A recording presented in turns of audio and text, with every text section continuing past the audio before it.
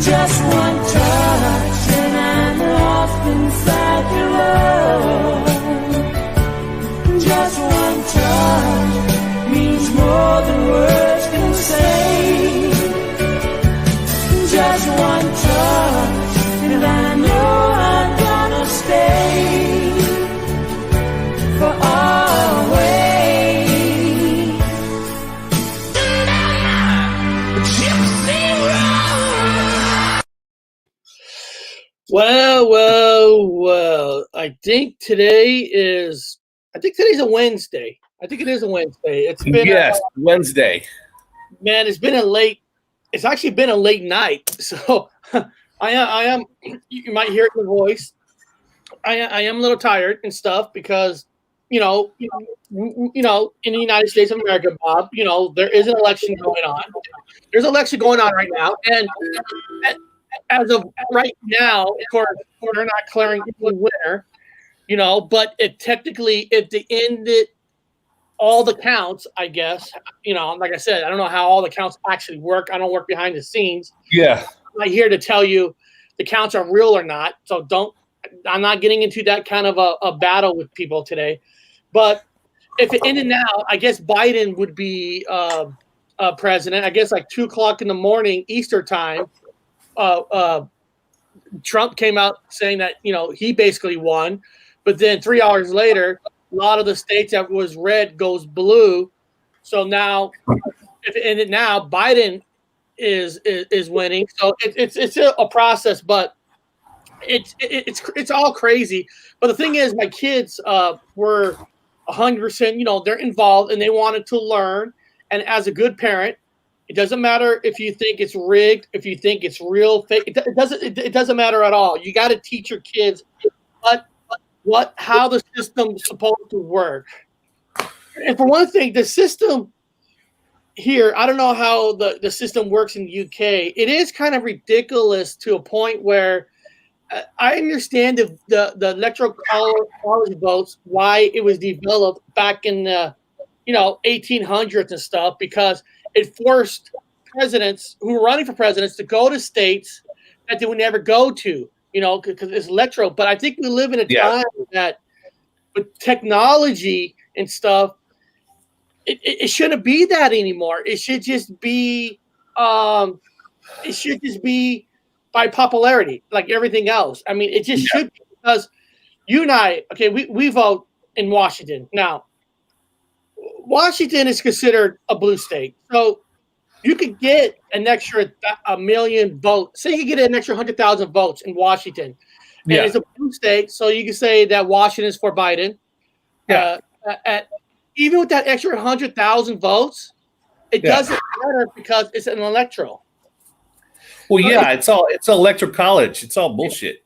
It's all weird because it's so weird that.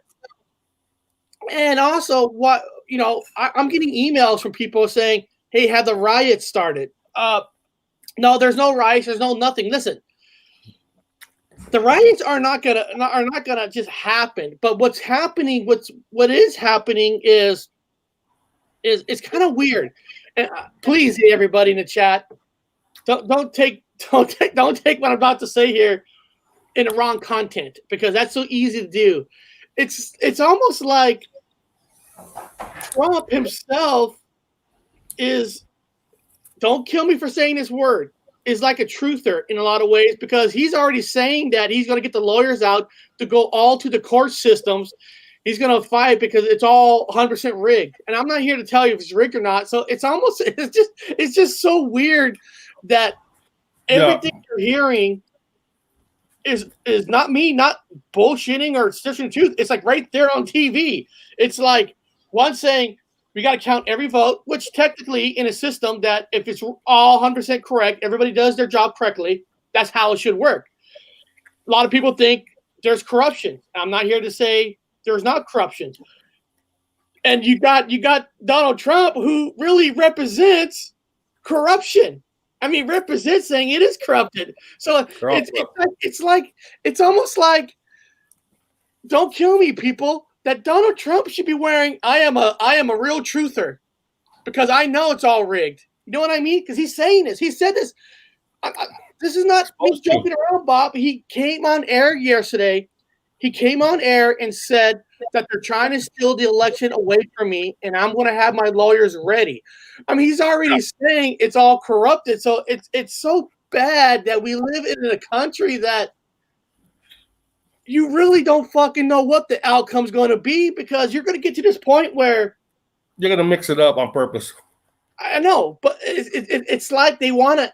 I hate to say this. It's like they almost want to cause a civil war in a lot of weird ways. Because if you know Biden loses, Biden's not going to be causing the war. The people who back him up will be causing the war. But on the other end, on the Trump's end, he will cause it himself because he's automatically saying the whole system is fucked up against him. So it's like we're in this weird bubble, right? And it's just so sad because in 2020 has to go down in history as the most weirdest, craziest year we've ever seen in our lifetime. Not just because of the major flu, the massive record protest that went on this year, the elections that's been going on, and the accusations that everybody is saying. And what I'm curious about, and we'll get to our topics and all that, but what I'm curious, you're sitting in the UK, okay? Yeah. You're sitting in the UK, and that's a point right there too. Listen, people are like, Eric, you voted? Anybody who's watched this show, president, you and I want to tell this to the people in the chat. Bob and I made a video last year, almost a year ago in November, me filling out paperwork to run for president. So if I'm running for president, I'm not going to vote. Dude, I ran for president. Now the rules of running for president, to get, there is some states, most states, it only shows Biden and Joe. There's actually a few states in the East, it does show like 3-4 people, actually running for president on a certain state, because to have your number to be shown, your name to be shown, you have to hit a percentage. So yeah. I will not hit a percentage, and I'll never know what my number is because I have to at least hit 1% to be along with the other names. But yes, of course I voted. I ran, but I'm not going to vote for myself. I ran, and Bob, we made this video last year, and there's even people are saying that, why are these guys voting? We ran for president. We did other shows and said that, I ran for president. Of course, I voted for Eric. I told everyone vote for Eric. If you're gonna throw away a vote or not vote at all, just fucking vote for Eric. And we said it's that the same thing as throwing it away, right? We said that when our good friend Callie was on. Hey, vote for me if you have to. If you feel like you don't want to throw away a vote for me. We've told people this all throughout the year. So it is kind of funny sometimes. I'll see in the chat or get an email saying, Eric, how come you voted? If you understand our show, you know that I was running for president and Bob was running for vice president. It wasn't a joke. We filled out the paperwork. I mean, it was never a joke. And it's just like, people are shocked when I said yesterday that we're running for president. No, duh. I mean, yeah. I already know what's going to happen. They're going to come right up to the cuffs. It's going to be a 50-50. Then they're going to have to go to court. It's going to be dragged out. And then the American people are going to have a big civil unrest. And there's going to be all kinds of fighting. And then across Europe right now, everyone's fighting about the masks. They're having all these revolutions going on about it. So it's beautiful. If I were an AI wanting to simulate a world fucking disparity kind of a thing, this is brilliant, man. The election, the masks. I love chaos. And this is awesome. I'm serious, man. I can't wait for them to not validate all them votes, and they have to go to court. And it's bullshit. And there's going to be fighting in the streets. There's going to be windows smashed. All kinds of crazy shit. I'm enjoying it like a damn movie. This is what I'm curious. You're in the UK right now. Yeah. So you talk to people. What have you talked to anybody today about America? Has anybody come? What is the UK saying about us? I'm not talking about the press. No, I'm talking about the real people from the UK. Yeah. So I've talked to, I'm hanging out with a bunch of Brits, and they're watching the election. Because, again, I'm an anthropologist. I'm hanging out with people who, I don't care what you say. I was a high school dropout, but I went to a university anyway to get smart. So I'm hanging out with people from England that went to a university. Now, put it down on what school sucks. I get it, whatever. But they're smart. So, and they have whatever effect you want to call it. So they're watching it with me, and they can't understand anything. Like nothing. So they're going, oh, we don't understand, because in England, every vote, well, supposedly, every vote counts. It's a smaller place. So everybody has a vote. There are no electoral colleges. Bullshit. There are no fucking this or that, Democrat or Republican. Bullshit. Theirs is a really cut fucking free system where every vote counts. You can't be a chancellor or president when you want here unless you're already part of parliament. You see what I'm saying? You already have to be in parliament to run. You can't, Eric, you just can't run sitting at your fucking table right now. You got to be an active person in parliament. So it'd be like somebody, United States, you already have to be a congressman to run. It can't be somebody off the streets. But there's only so many positions to have that. So it's like, it's like, it's kind of unfair, because we all know sometimes to get into a system, you got to know somebody, or you got to have backing of somebody. So guys like us will never get a true backing from anybody, because you would never be able to run. We don't have money. Let's face it. We're not billionaires. We're not billionaires. We can't tribute.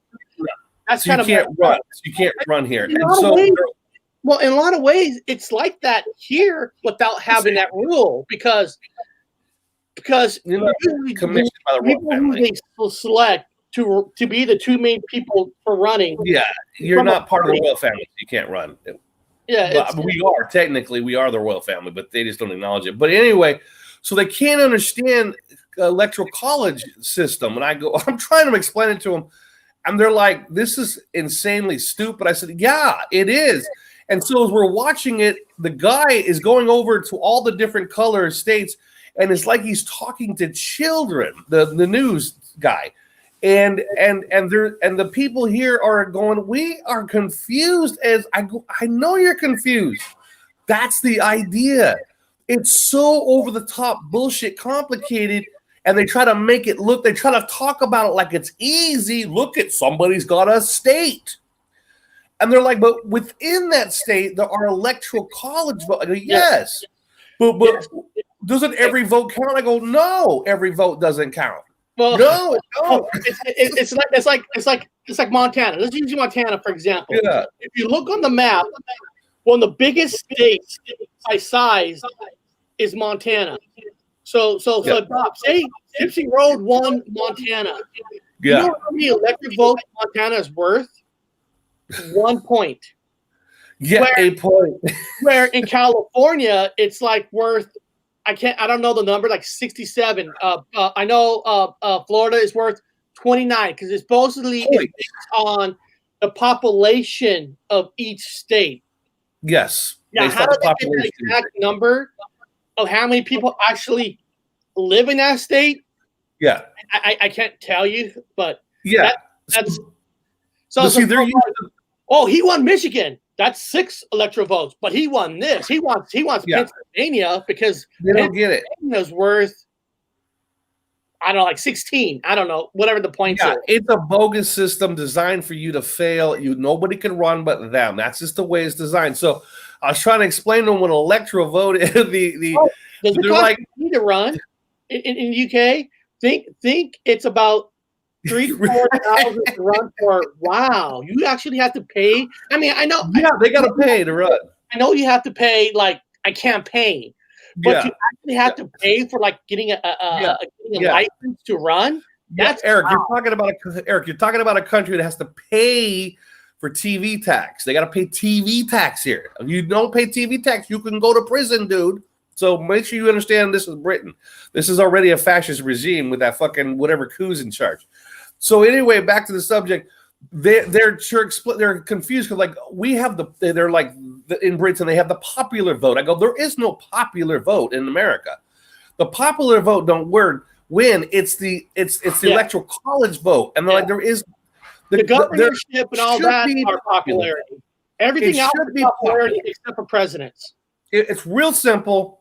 A popular vote wins. Done. You know where else they probably get confused? I can't remember what state it is. I think it's Maine. There's actually a couple states. I think it's 2 states. People correct me in the chat what the 2 states are. I think one is Maine, where even if you won that state, they don't go by you get the whole electoral votes. So a couple of states, they break the points in half based on percentage of how you won that state. So not even every state is a true electoral. So there is 2 states that you just need a certain percentage and you'll get this amount and this guy will get this amount. So like Bob, if you and I ran, you got 70% of the votes and I got 30%. Well, say it's worth 16. Well, you'll get 8. I'll get fuck the math today. I'll get 8. Or no, I'm sorry. You'll get 10. I'll get 6. And they go by percentage. So not even states have the exact same rules. And then there's some states where, so you send your vote by mail and they're allowed to start counting it. And then some states, they're not allowed to start counting until the day of. So everything is not even synchronized with the same rules of every state. So I can see being in the UK. In UK, you're explaining this, and then the guys watching it said, "Oh, well, but Maine is splitting in 2. How does that work?" Yeah, they don't understand. They're like, "I'm trying to explain." I go, "Dude, if it's complicated." And these people went to college, right? I'm not putting no. They went to a university. They know the numbers. They know how to fucking do physics. They know the hell how to crunch shit. They're fucking smart people. So I'm like, and they go, "We don't get it." I said, "I know you don't get it, and neither do the Americans." That's the whole idea. That's why last night, we, my wife and I, we spent time with the kids trying to explain, because not even my daughter was trying to learn it, explained it. And then the main thing came up about splitting. Is like, well, how come that one don't get it all and they have to split it? Yeah. Well, that state's different. I had a hard time too, dude. You're talking about kids. I'm talking to people that have fucking advanced degrees, and they can't get it. Remember, technically 4 years ago, Hillary Clinton won by popularity, but she didn't get the chair because of electoral. So it doesn't make sense. It's just so. Weird. But here's the argument I have. Now we have an advanced system. We've got AI algorithms that can do all these fucking things. We've got computers that can do a lot of things. All it takes is one thumb, one fingerprint, one vote. An eye scan. No fucking mark of the beast fucking shit in your hand or anything. But we're talking about a human being walking in and hitting a button. A computer can tally that shit up fast. I mean, you could sit in your physics class with a fucking with a mechanics calculator and figure out like the circumference of the fucking planet or the distance between here and here of this pulsar coming in, but you can't figure out a popular vote number. That's simple. You've got all this advanced systems and you can't do a popular vote. A computer can do that. A little handheld computer can do that. And it's bullshit. It's all fake. It's all fraud. Again, you got to teach. I know you got to teach your kids, because one day, if you don't learn from the past, you're destined to repeat it. So you got to teach people what it is. Don't make those changes. A lot of people out there burn the fucking statues, burn the books, take down the fucking, redo everything. No, man.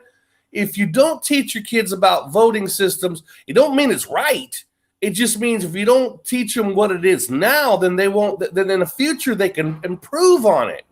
You got to teach them how idiocracies it is. You got to teach people these things. Yes, you gotta give your kids a fair chance to make up their own mind. That's why I hear a lot of people like saying, "Well, I teach my kids this." You know what? I let my kids think for themselves. I'll tell them what the system is saying, and I'll give them my opinion about the system, and I make it up to my kids what they want to believe in. It's like, listen, I don't go to church, but if my son goes, "Dad, I want to start going to church," go for it, son. Oh. It's up to you at the end of what you want to believe, but you gotta, like you said, you went to college. You made a good point. Yeah, everything in college is influenced by your teacher's beliefs, not what the technical information that's correct in the book. Your teacher's personal beliefs can change the teaching of the book to represent what he believes instead of what you should be learning. It happens it happens all around us, and I always think that's wrong. I think teach the way it's supposed to be taught. You teach the book the way it is, and then say, "Hey, this is what this says. I'm going to tell you what I think it really means."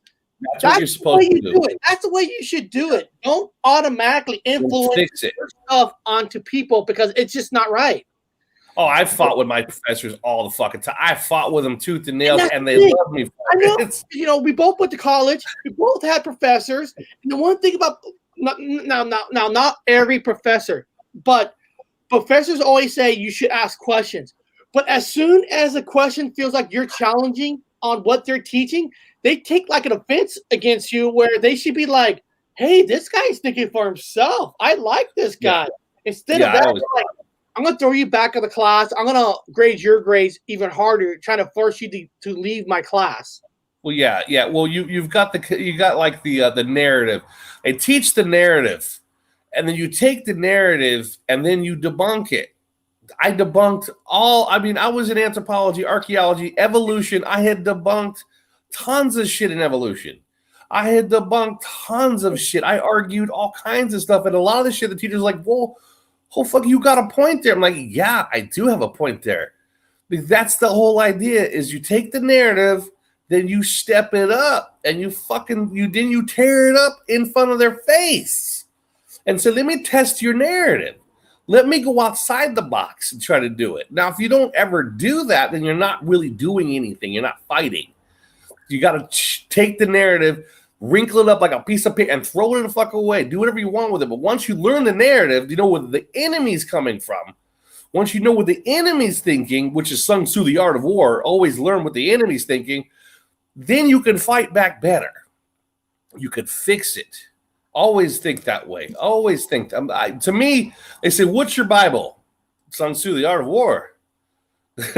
It's mandatory for all military officers to read in the university 100%. You got to go take the Sun Tzu, the art of war class. And then it teaches you right there how to do that. I do want to say thank you for this kind words from Flat Accord Music. I bet you're a good dad. I just let my kids think for themselves. That's just the way I do it. Believe it or not, when I was a Flat Accord, this is the truth. This is true. When I had my election paper, and there's a lot of things on there about tax laws, taxes, this. I got my son out. I got Oliver. He's 16 years old now. He came out. He read, Bob, my son read the book and stuff. So instead of me reading it, he actually sat, my son, I'm not lying, Flat. He sat next to me and go, Dad, this is why you should vote for this. This is what this does. And he actually read it. I mean, he read it, right? Yeah. All the way down. I'm serious. All the way down to the governorship. Okay, we'll go down to the governorship. My son goes, Dad, look at this. Guys, if you live in Washington, look, if you have a washing panel, go to the governorship and look at the person who's running for on the Republican Party. And you're supposed to have like what the backgrounds are, you know, like what the kind of accomplishments they've done, and then you research it. My son's like, Dad, there's nothing on her.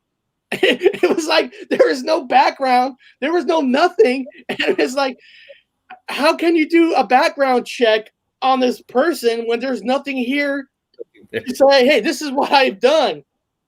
And this is but the funny thing about that was this was a Republican person running. It wasn't like, okay, say I'm not saying I'm nothing, but say like I'm running. I'm not involved in a party. I'm an independent. You might see something more of a nothing for me. But if I was running as a Republican Party, wouldn't you think that the party be like, Eric, you got to put this. You got to put this. You done this? You got to put that there. Oliver felt like, okay, we're not voting for this person. You know, and this was my son. He was like, I was like, and it doesn't matter if you think everything's rigged or not, but to have your son actually read it to say, this is why I think you should do this. Yeah. And that's what being a father is, letting your kids have a mind of their own and never Yeah. force anything on them, and they'll come out and they'll surprise you. Yeah, and ask them if there's anything they can do to improve No, it. Bob, What do you think about that? Bob never forced. Bob's in the military. My father's military. I'm in the military. My brother's military. Both of our cousins, both of all our cousins, uncles military. Everybody Who gave up a football scholarship to join to go to Vietnam because he didn't feel right. So we had a lot. Bob never forced military on his son, but you know what? His son joined the military not because you pressure him at all. No. You taught on how you had fun, how our father, what they volunteered, and he couldn't wait. He chose the military himself without ever feeling pressure from any one of us. Yeah, he couldn't wait. He couldn't. He couldn't wait. I want to go. I'm gonna do the worst thing ever, Dad. You goddamn right. Go ask for the worst fucking job ever. I'm sorry. We got into a little political. I'm sorry we got into a little political talk, but it is happening right now. And I'm not coming out saying any conspiracies about what's going on right now because first of all, it's not even done yet. We don't even know. We don't even know about the court cases that are going on. So this is kind of a wait and see what's going to happen because I can't tell you. What I can tell you is, as now there is no rioting. There is none of that going on. People are just waiting by the TV on TV or the news to find out. Even if you think it's all rigged, I know you're all curious at the end of the game who they're going to call the next president. Right. You know what I mean? No matter what, you're kind of watching it from afar, even though we have the worst two candidates that we have ever seen in our lifetime. I'm serious. These are the two worst candidates we'll ever see in our lifetime. About on purpose. Next subject. There's something I do feel very, very, very, very stupid that I never knew this was a word. I never knew this was a word. Somebody goes, my son, I don't know why I never heard this before. My son goes, where's that? Oh, Trump is part of that QAnon group. And I'm like, QAnon. I was like, he's part of a queer group? I mean, I'm not making fun of queers, but I'm like, what? I didn't even know what the fuck is a queer. I never even knew what a QAnon was. Until they're telling me about this radical group that thinks Trump's like a god to them. Like, really? Are you serious? I never knew what a QAnon. I kept thinking they were saying he's part of a queer group. You know? I'm like, wow, that's crazy. I'm like, I would love to have somebody from that. Yeah, that. I didn't. Robert Alley, I never even heard of this. I am serious. Maybe I'm blind. I don't do a lot of YouTube things. I mean, yes, we're on YouTube, but when we're done, I'm working on the next show. I'm trying to figure out a title and the subject for the next show. So I don't go on the YouTube and look at everything. So I feel stupid that I always thought my son and them were saying queer group, but they were saying QAnon. I'm like. But beyond that, right before we get to dreams, I do want we miss our good friend for a couple of days. Where is it? Our good friend from Grandpa's World, and I feel kind of bad because I love this guy. So what we're gonna do, Bob, is I'll play his video, and then we'll do what the fuck news. This with your stuff, and then. There was an article that was sent to me that is an awesome. It's an awesome article about 10 things what people dream about, and I thought I'll use that to go into dreams. Perfect. So here we go. This one I picked this one because this one is interesting because this one is called President Nixon showed Jackie Gleason aliens in a room under the Capitol building. I thought this one fits in the political world that we're living in as of right now. I thought, oh, this one's perfect. It's like Grandpa's World. It's like Grandpa's World knew he needed to come out with this video just for us to play on a political day. Yeah. Here we go. Cool. welcome to Grandpa's World. Now, You know what? I can't believe I'm fucking this up and not playing Grandpa's World intro. God damn it.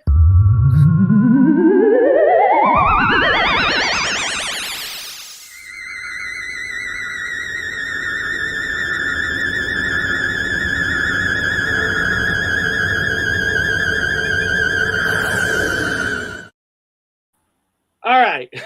now, here we go. So that was my bad. I gotta play his intro. Here we go. I'm Grandpa. Well, I started thinking about the presidents, Area 51, and aliens, UFOs, abductions, how it all fits together somehow. So I got out my journals, and I've kept for a very long time. Started walking down memory lane. Have to admit that I was kind of ornery and young. Anyway, it carried into my adulthood. Okay, well, on with our story. It seems like in the middle of the 1970s, Nixon, like most of our presidents, seemed to like to play golf. Nixon was friends with Jackie Gleason.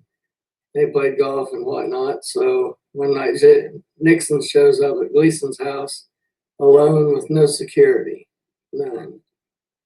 He told Jackie that there was something he wanted to show him to come with him now. Well, Nixon was known for going places when the security had their backs turned. Nixon drove them to the Air Force Base, and of course, being president, he got past the gates easily. I bring this story up because I did one that was kind of like this earlier that didn't have the president in it. So Nixon takes Gleason through several halls and many rooms. When they finally arrive in a special room, he shows Jackie a bunch of freezer cases.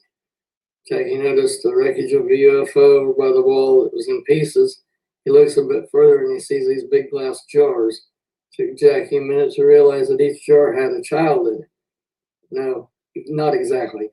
More like a childlike hybrid, an alien half-breed, half human, half alien, whatever. They had gray skin. Their heads was large, black eyes. When he stepped in for a better look, he realized that some of the aliens looked old, others were like broken, because they had been in a horrible wreck, like a wreck inside their own spaceship. After Jackie had seen this, Nixon drove him home. Well, don't forget to hit my like button and subscribe button and all that. And thanks for watching the story. See you next time on Grandpa's World. Remember, Grandpa loves you. Now, let me get back here. Let me get that off. That is very interesting. Let me show a screen. Jackie Gleason. Let me show what Jackie Gleason, in case a lot of younger people might never seen Jackie Gleason. So Jackie Gleason is basically a famous actor, of Hollywood and all that. Straight to the moon, Alice. Straight to the moon. He's to the moon, Alice. One of my most favorite roles for this guy is actually in Smoking the Bandit. I mean, he was the most perfect guy. Yeah. Bandit. Now, that's interesting that a president of the United States of America goes to his house.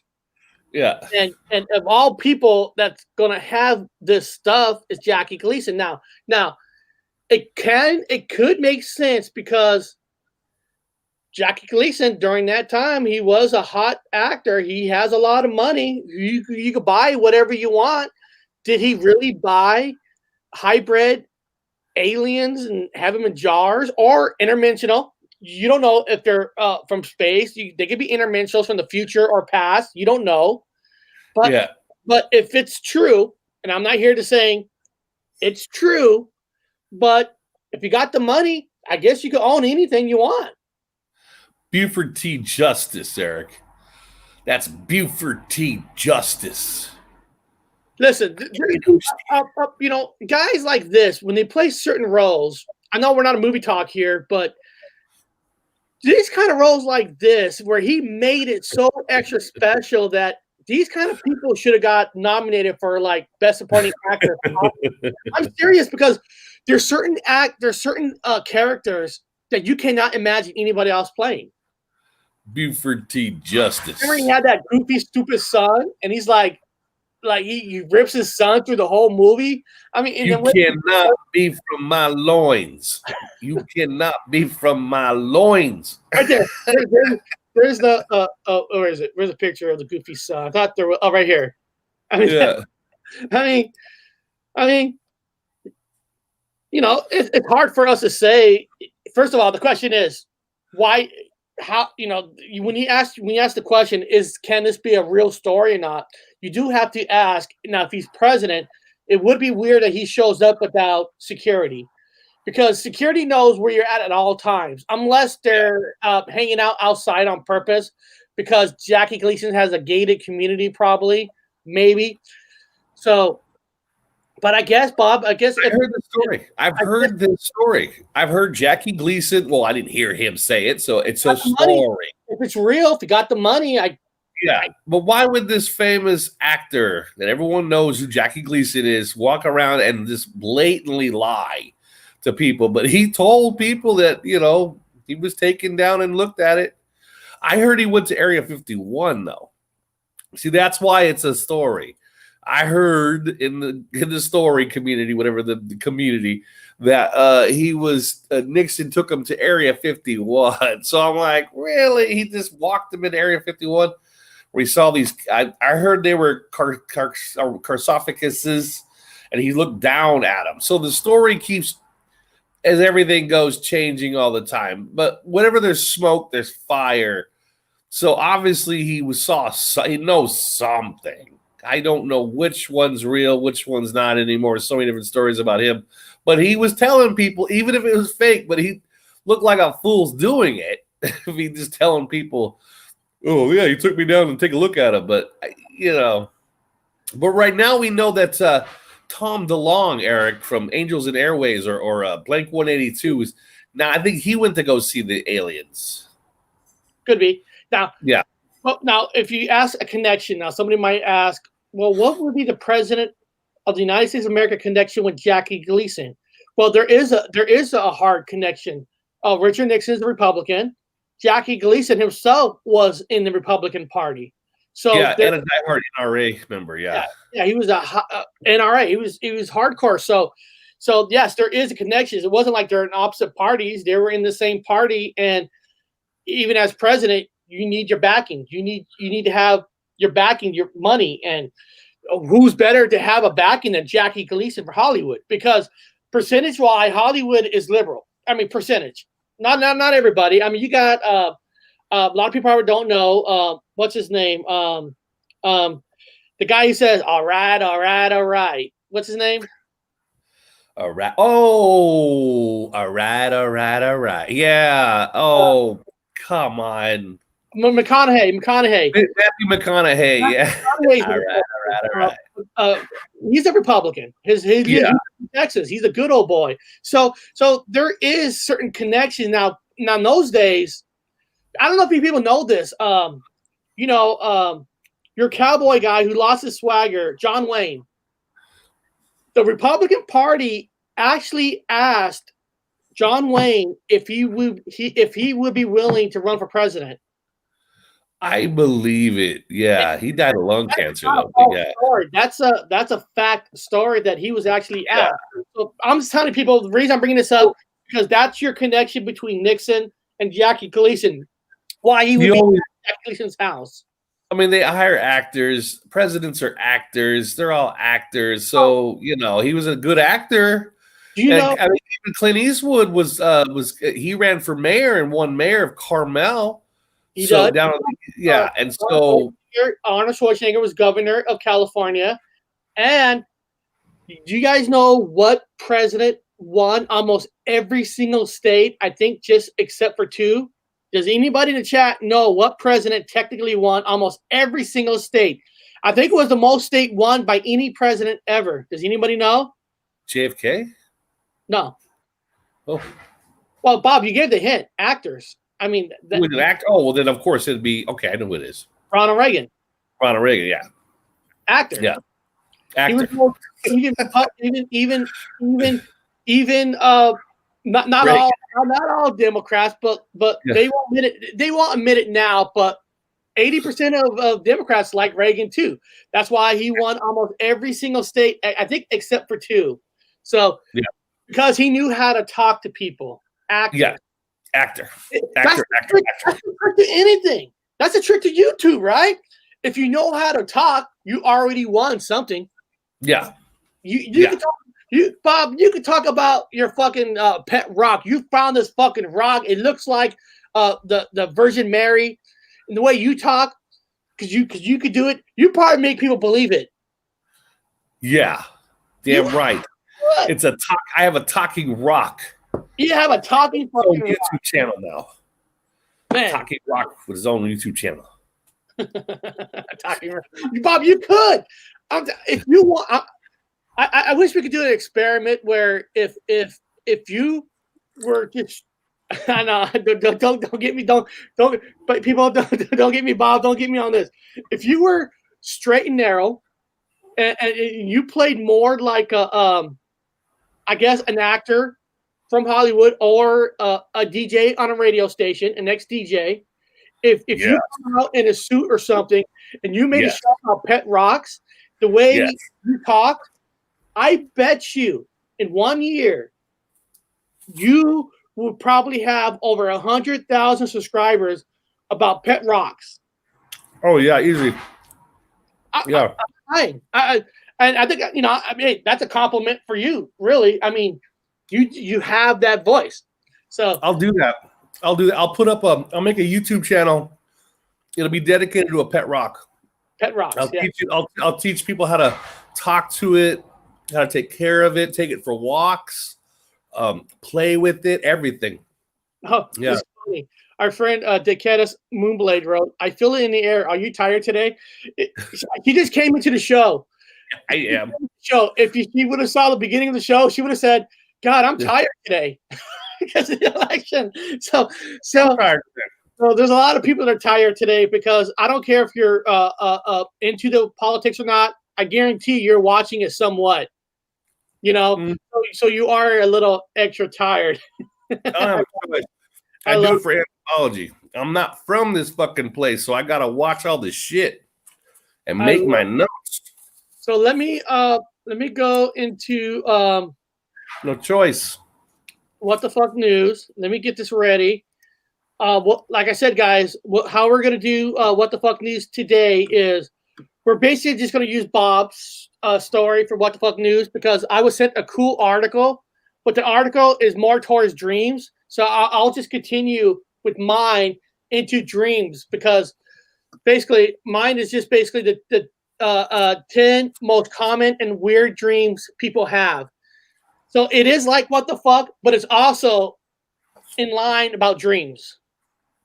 So let me find the YouTube page, the what the fuck news. Here we go. Let me see if you can see it. There it is. There you are.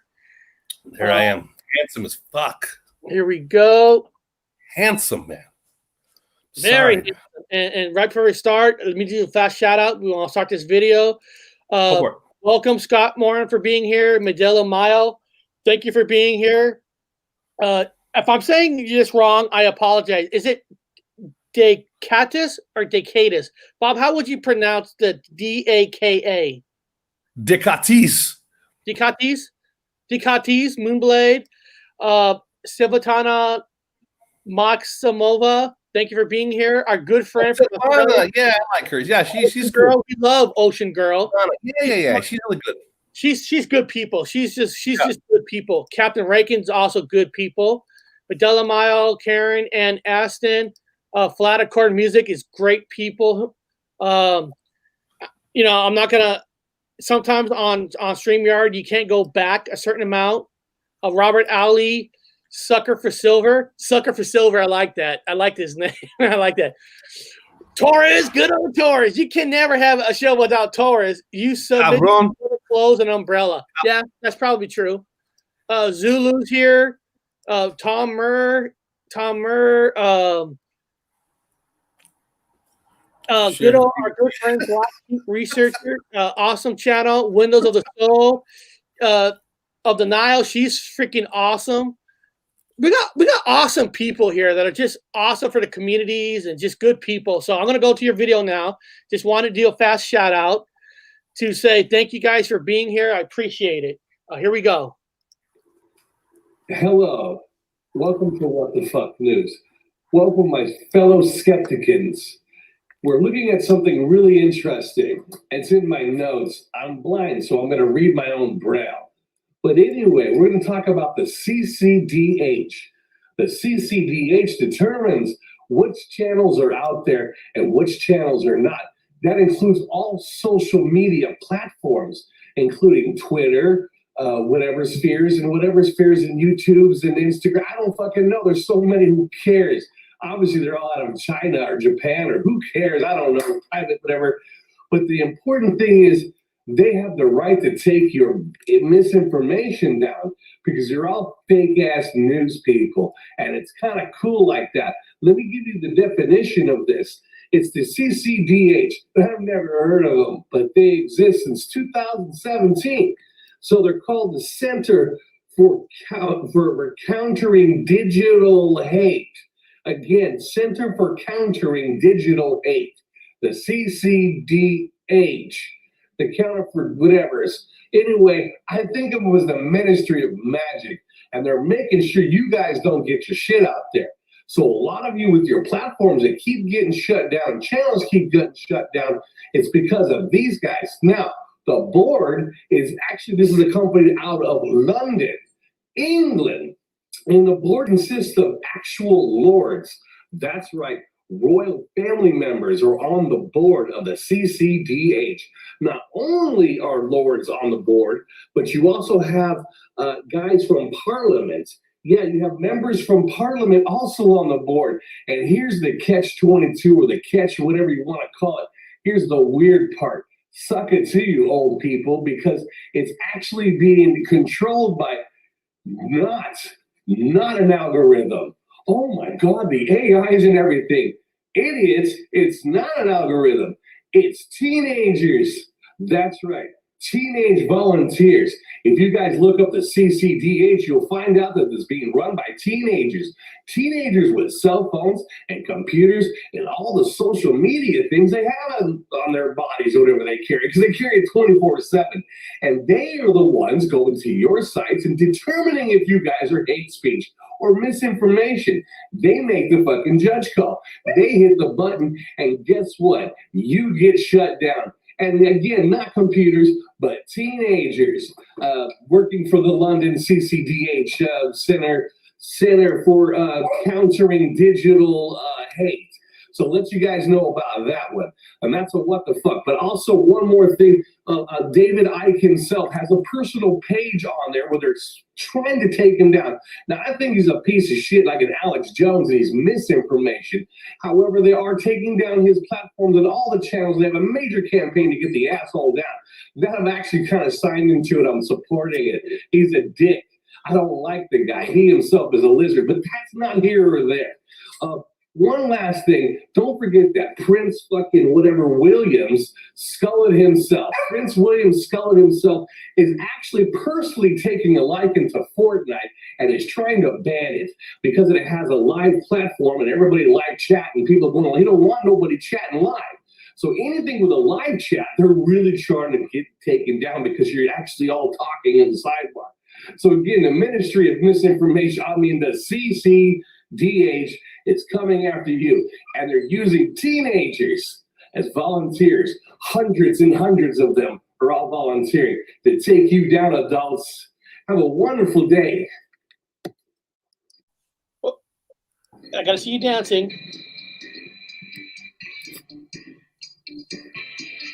And you know what I forgot to fucking do? And I feel so freaking bad. I forgot to play the freaking intro to it.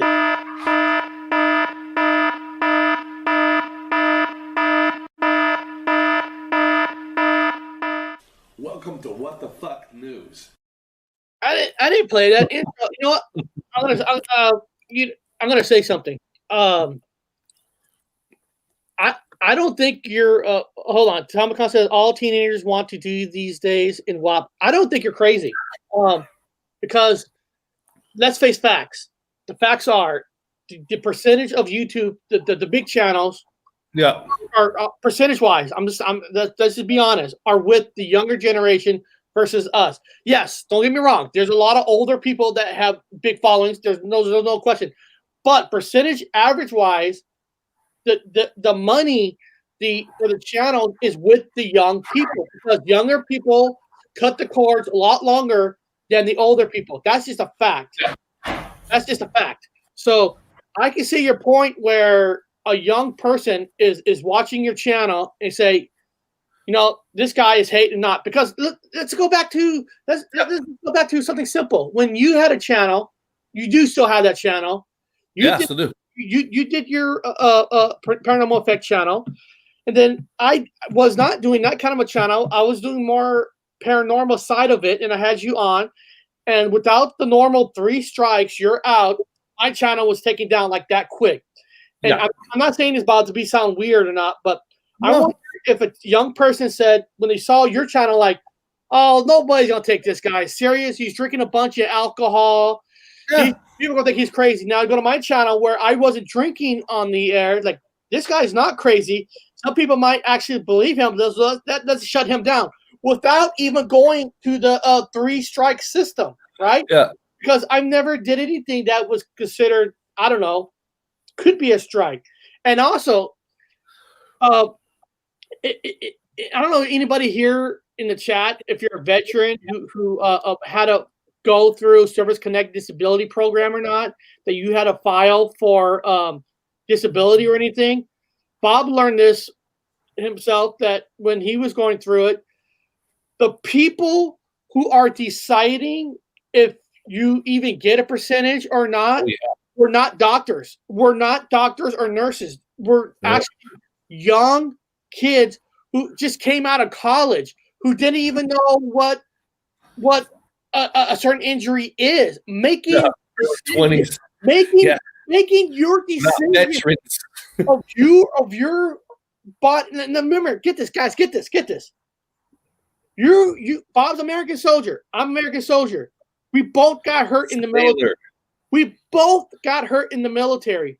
And your percentage of if they're gonna allow you to get medical from the hospitals, I'm not talking about just for money, medical or certain benefits.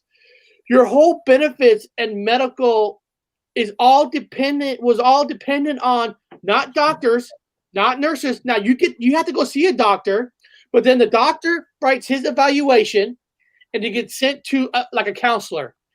And these counselors in the VA were young kids who are fucking milk titty pilots. Yeah, they were kids, man. Or not, but your whole military thing is based on these fucking young ass kids who never even spent a day. Listen, they should make military people be the ones who judge other people, because at least they know what you've been through and they know what's bullshit and what's not. Not fucking kids who don't know anything. So, like you're saying, why I'm bringing this up? If you go to YouTube, I can see that where these certain teenagers, and I'm sure they're not like when they hire these people, Bob. I'm sure that when they hire people, they're like, "What community do you represent?" "Oh, I watch Petey." I don't know the guy's name, Petey Boo or PewDiePie. I'm not making fun of PewDiePie. I'm not making fun of him, but I'm saying I watch him. Oh, you're perfect. If you came in and said, "I'm a truther," or "I'm a flat earther," you're out. You know what I mean? There's not. I guarantee it. So I can see it where your channel is based on a bunch of fucking teenagers who just watch pedophile.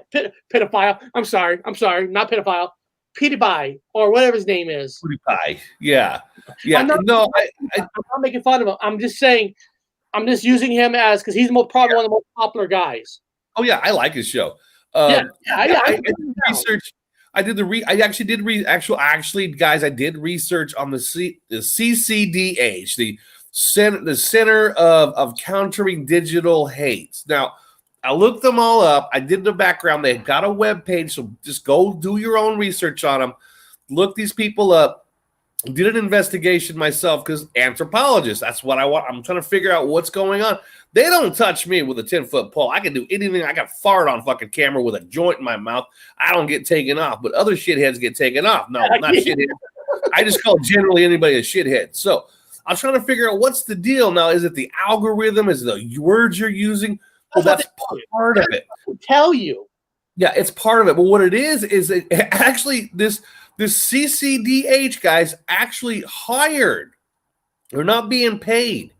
Hired teenage volunteers that spend all day on the internet, running around with. I mean, they volunteer and they go through all the sites, and if they find you hateful, if you're an ugly fucker that's just ranting about anything from the COVID to fucking 9/11, they're gonna flag you. These teenagers, other it's in the same group will look at it and go, oh. They'll flag it too. This is out of London, and they have an actual board of board members, and some of the board members are, believe it or not, I'm not fucking with you guys, are lords, and parliament members. Well, so there's a collection of these big wigs, as you would call them in England, that hired teenagers. They probably get something. They're not supposed to pay, but they get something. Obviously, probably college credit.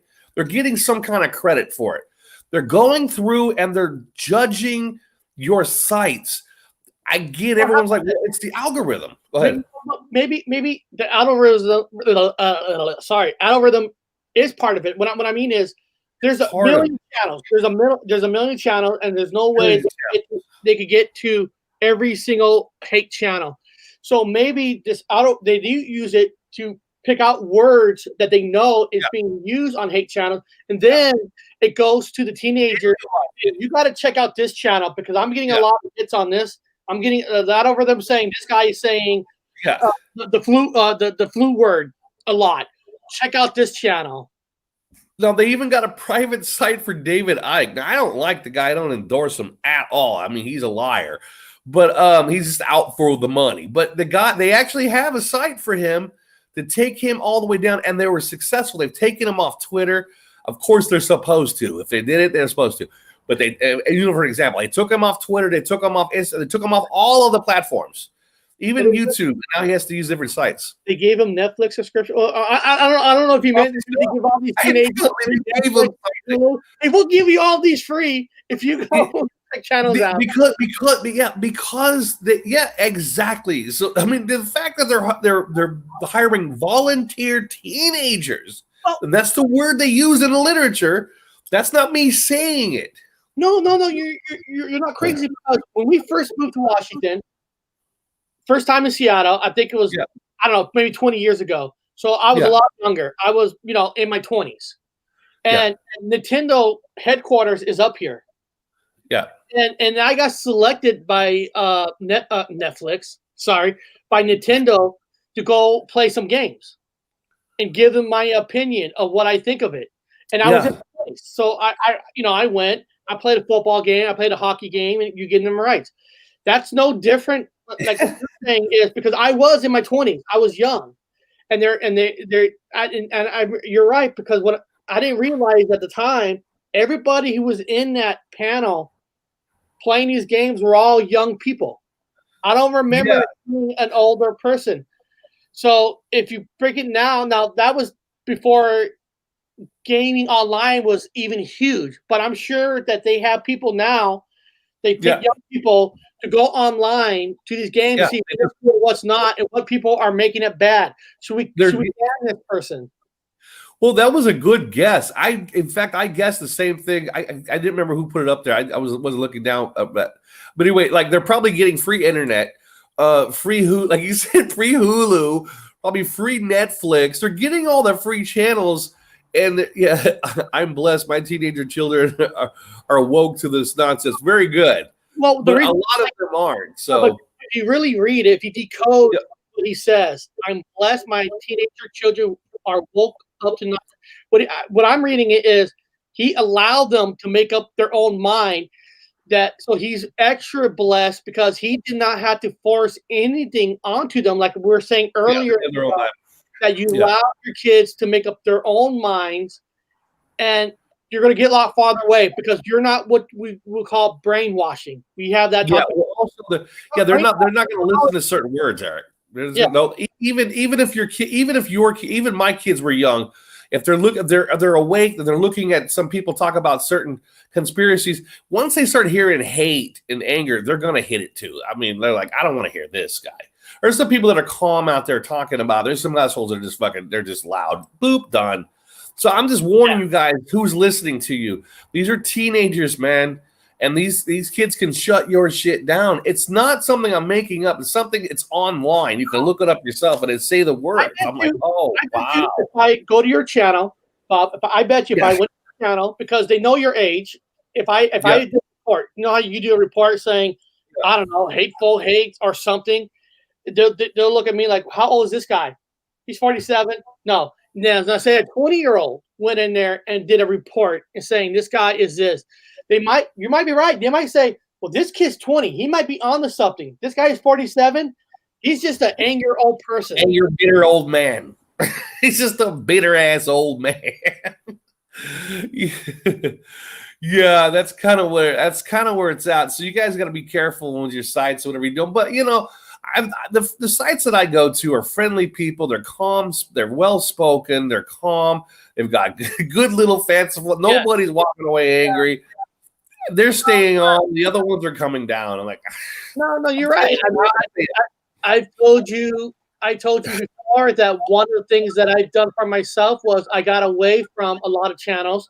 I'm not gonna name channels. I won't do that. I don't do that kind of shit. I'm not in high school, but I got away and I got out more, and I'm doing a lot more walks. And believe it or not, people, watch my video from 3 months ago and look at my video now. I have lost a lot of weight because I have decided. I've decided that there's too much negative on YouTube that sometimes you need to step away from it.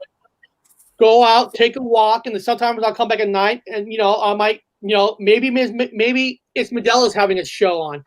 Friendly, very friendly, fun atmosphere. You go in, you get to talk. Nobody's out to get you. It's fun. Next day, I get to work on my show. Yeah. Keeping yourself positive and keeping yourself positive with positive people. Yeah. Your life, even in a crazy world that we live in, there is happiness and positive in this crazy world, believe it or not. Like a movie theater. You're only allowed 40% people to go in there. On surface, you're like, well, that's fucking crazy. That is crazy. But if you're going to the movies, you get to order your popcorn, walk up on your phone, pick up your popcorn, go to your seat, and nobody's sitting next to you.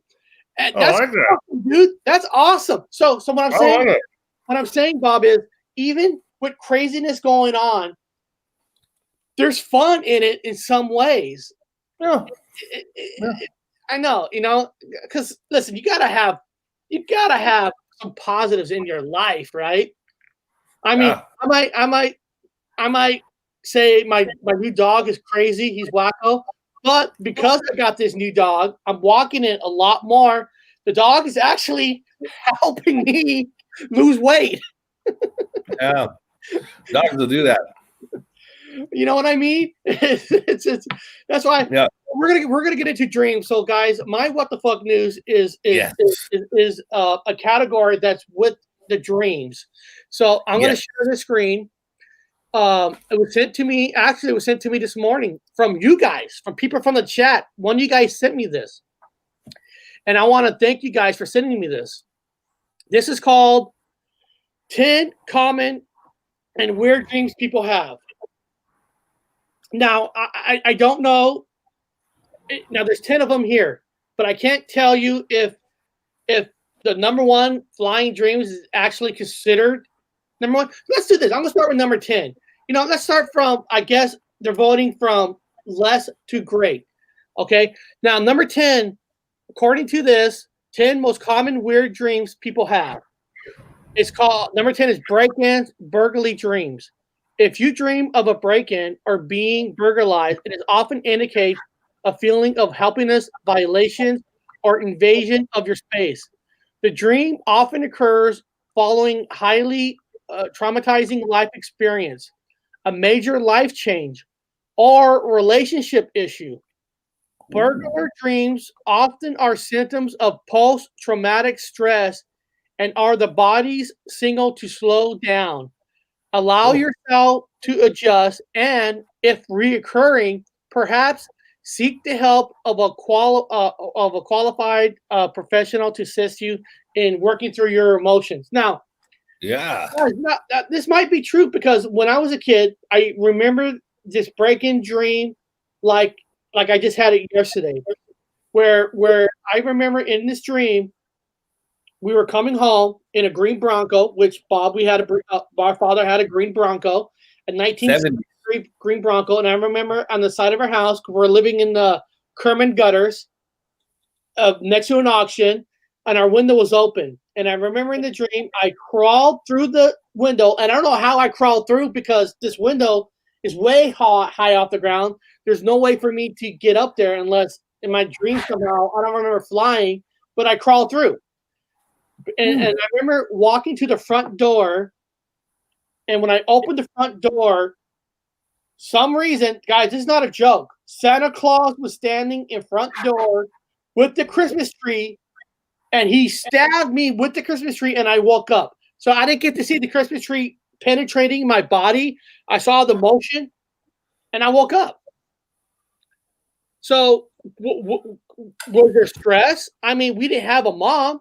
It was just us guys living in the gutters. So I'm sure there was stress. I can't remember exactly, Bob, what stress we were going through during that time, but I didn't have any problems growing up. I liked my life. I didn't know anything but my life, so I didn't. People might say that sounds awful. What awful about it? Sounds good to me. The Latinos live the same way. Is it awful to them? It sounds fine to me. Yeah. But for the record, I got picked on more than he did.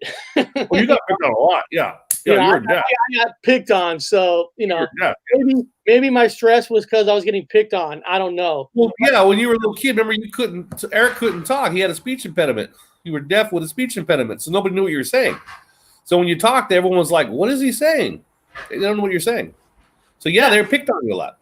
So maybe that's why I had that dream that maybe I was thinking that maybe Christmas Santa Claus will save me, but I guess at the end, maybe the dream was telling me that Santa Claus ain't going to save you because Santa Claus is going to he's going to stab you with the Christmas tree. Maybe. I'm just saying. Now let's see this one. Number 9, trapped dreams.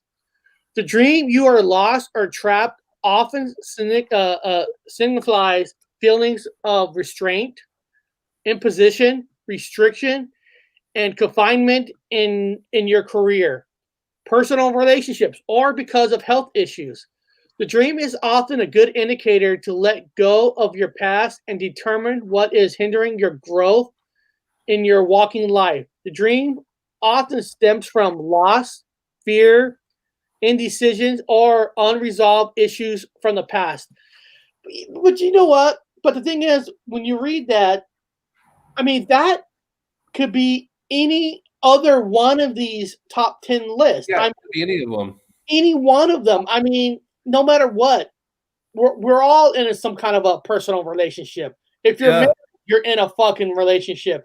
How often do you wake up and your wife is yelling at you? I mean, it happens, or your wife's making you take out the garbage. I don't know, but this could be anything. So I don't really want to stand here with a trap because that's just a high definition of everything put together into one. How about this one? Yeah. Oh, death dreams of self or others. Oh, this is interesting. Let's see here. I've had many of those. If you dream of death or dying, it often indicates change and usually is not prophetic indicator of your death or someone else. To dream of death or dying often means you are going through a transition or lacking a specific skill or trait necessary to navigate present circumstances or involving in your development. Dreaming of death also you are trying to shirk responsibility and demands, or you're walking life, or need a new start. I mean, I can see that. I mean, I think I have had dreams where somehow I fell off a building. I'm going straight down. Now I don't see myself hit the ground, but I have had dreams where, for whatever reason, most of my dreams is either being stabbed by Santa Claus, or falling off buildings or like cliffs. Like I'm falling to my death. Yeah, I actually fell off a cliff. So yeah, no, maybe your story, maybe you falling off the cliff is in here, and I know because we saw the shit happen. Yeah, it could be. Yeah, no, I've had many death dreams, man. I can't count them all. I can just tell you the top couple. I've been in an airplane dream where the plane fucking actually flipped upside down and it was going down. Fire was inside of it. I had one nightmare that I was going up a wall. There was a seawall in the ocean. The water went out, and then there was a seawall, and there's an old rusty ladder, and I'm climbing up the ladder, and the water come back in at full fucking. I've had it several times, but this dream comes back in with a heavy flow, like a I don't know, a tsunami, like a tsunami. And I remember crawling on the backside of the metal of and there's like pieces of wood hitting the concrete, but it hits the metal ladder, so it's not getting my face, and I'm crawling it up underwater, holding my breath, trying to get out. I wake up. I've had dude. So I've been shot. I had a dream last night. I was shot just last night. I was shot. I woke up fucking feeling like, what the fuck? There was two dudes. I know the one guy was blonde, short hair. One guy had dark hair. I remember the color of his shirt. He had like a denim shirt. And then one guy kept putting a fucking pistol in my face. And I finally got so mad because he kept toying with me with it in my face that I grabbed it out of his hand and I punched him. But then I felt a shot. The other guy shot me. And I woke up. I was like, oh, Jesus Christ, man. I can't get away from these death dreams. I know. Yeah. No. I don't care. I wake up just going, wow. Well, here's a good question, really, from our good friend, I used to wake up, claw marks. Can demons get us through our dreams? I mean, of course, I'm not a scientist. I mean, not even a scientist knows, but I mean, I guess if we say demons are real, why can't a demon manipulate your dreams to harm you? Kind of like a Freddy Krueger kind of deal. Yeah. I mean, it has to be a possibility, right? I mean, you can't say. Is it 3 scratches? Is it? I know, Ocean Girl. Is it 3 scratches? Because I've showed up on camera. I've gotten my leg, the same damn leg, with the same 3 scratches on my fucking leg, like deep 3 scratches. Always the 3 scratches. Yeah. If she has, I'll see how many scratches she has. But yeah, I've had those dreams too. I've had them dreams, man. I talked about it on camera. I documented it. I've showed it on camera, the scratch marks.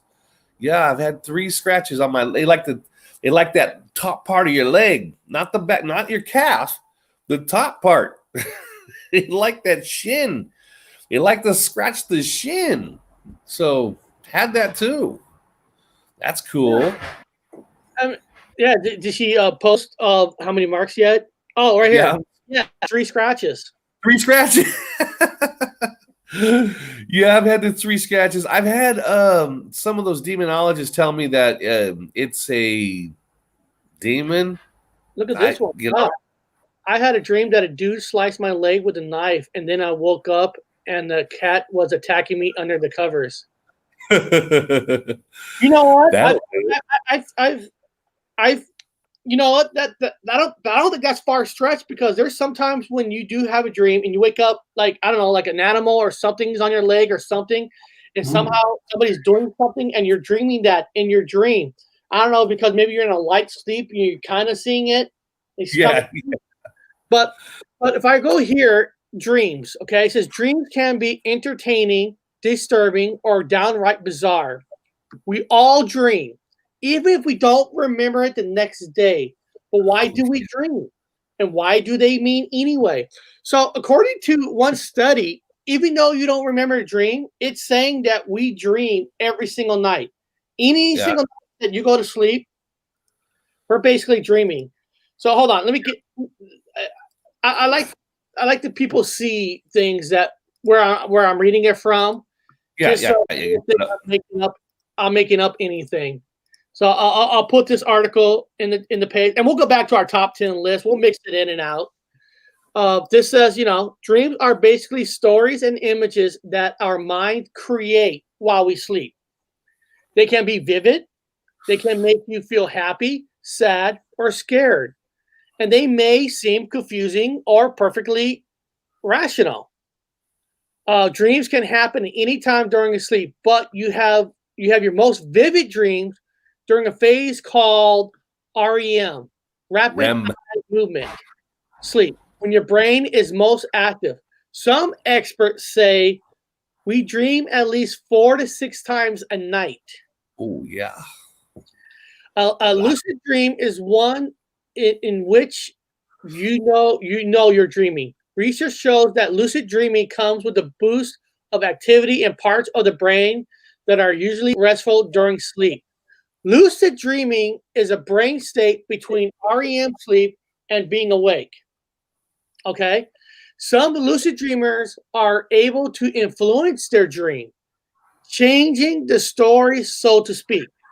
This may be a good tactic to take sometimes, especially during a nightmare. But many dreams expert says it's better to let your dreams flow naturally. Now I know what they're talking about, because there is sometimes you're in a dream and you basically tell yourself, I'm going to wake up here, and you do, or I'm going to change the outcome. Or sometimes, Bob, you have a dream, you kind of remember having a dream, but what's it about? And you woke up, you're like, well, I like that dream. I want to go back into the dreaming state. And then you go back to dreaming, and you're dreaming that same thing that you want to start dreaming again.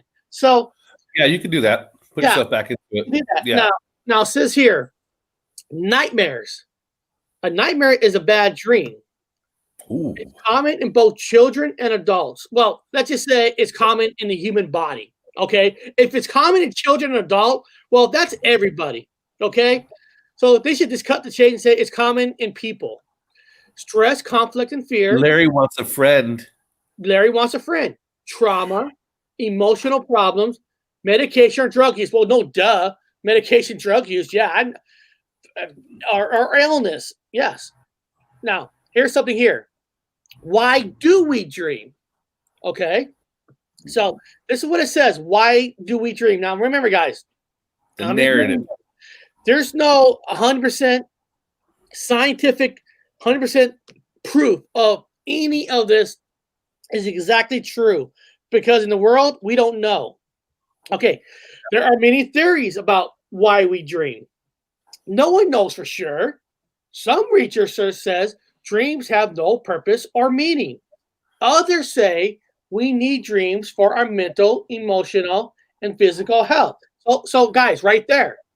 Some people say there's not a meaning. Others say we do. It's no different when Bob and I used to tell people that if you have something to prove, you can find scientists that's going to prove it for you. But guess what? I can also find scientists that can disprove it for you. So I say in the past, so when people come out and say, well, this study says, oh, fuck, you can find a study to support it or go against it from anywhere. Okay? Well, sometimes it comes from the day. Like you had a dream about Santa Claus stabbing you. I don't know where the fuck that comes from, but we do know it's probably something you saw when you're growing up, and then maybe a movie or something. Yeah. So here we go. Studies have looked into the importance of dreams to our health and well-being. In one study, researchers woke people just as they were going into REM sleep. They found that those who weren't allowed to dream had more tension, anxiety, depressions, a hard time concentrating, a lack of coordination, weight gain, a tendency to hallucinate. Many experts says dream exits to help solve problems in our lives, incorporate memories, process emotions. Now, hold on a second. But now, hold the fuck on. Hold on. So their study is right before you go into an REM sleep, they wake you up. Now, first of all, say I'm trying to get my 5-hour sleep or 8 hours. I don't know. In the middle of my sleep that I should be getting, you fucking woke me up. Now, yes, I might be more fucking tired because you keep waking me up before I can do my dream. Yes, I might have a lack of coordination or a hard time thinking. If you keep waking me up, I'm not going to get that sleep. So I don't know about that one, Bob. I don't. Listen, Bob, if you get a good night's sleep, you feel better. But if I keep waking you up, hey, Bob, there's something on YouTube you got to see. Or 2 hours later, you go back to sleep. Hey, Bob, there's something else on YouTube. Look what this fucker's saying about you. Dude, you're gonna have lack of sleep. You're gonna be tired. So to me, when I read that, no fucking shit. Seriously. Yeah. I mean, you're waking somebody up. Bob, do you ever get pissed off sometimes when somebody waking you up from a deep sleep? Every time. Yeah. I need that 1 hour. I need them 2 hours. God damn it. Every night for months. Yeah. That's the medical field for you. I know, right? I'm just saying, dude, if somebody keeps waking you up, I'll tell you the worst. I hope my wife is not watching. How many of you guys are women in a reverse role, just want to get a good sleep, but for whatever reason, your wife, 1 o'clock in the morning, 3 o'clock in the morning, she wants to have a talk. Whatever it is, I don't know, that talk about life. And they fucking start talking to you, and you're like, really? We got to talk about this now? I'm fucking asleep. Your brain's not awake. It's not awake. Or like this morning. I was sleeping. My wife wakes me up and goes, hey, we got to leave. We got to leave within 9 minutes. I got to be at work early today. I'm a fucking deep sleep. You ever get out of sleep? 9 minutes later, you're in a car driving. You're fucking not awake. I'm sorry. I've done that many times. I've done that when I overslept. Like the alarm clock broke. I'm like, oh, my body clock didn't work. I must have smoked too much. And I was like, I'm driving like 10 minutes to sleep or 10 minutes after we woke up. But seriously, people, how many times have somebody woke you up during the night that they want to have that talk and you can't give a good answer? Because you're fucking asleep. And when you say you're sleeping, they look at you like, oh, you don't fucking care. Dude, I care. But not when I can't get my sleep. Whenever someone wakes me up from a deep sleep, I think it's because something bad has happened. Yes. Yeah, every time.